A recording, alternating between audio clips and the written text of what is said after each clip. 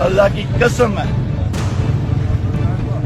ہمیں ہمارے ایمان کی قسم، ہمارے ماں باپ کی قسم، جس دن ہمیں موقع ملا اور جس دن عمران خان وزیر اعظم پہ کی کرسی پہ براجمان ہو، کلمہ پڑھ کے کہتے ہیں نہ اس کو چھوڑیں گے نہ اس کی پوری نسل کو چھوڑیں گے۔ ذاتی ضد اور انا کی وجہ سے پورے ادارے کی بدنامی کا باعث بن رہا ہے۔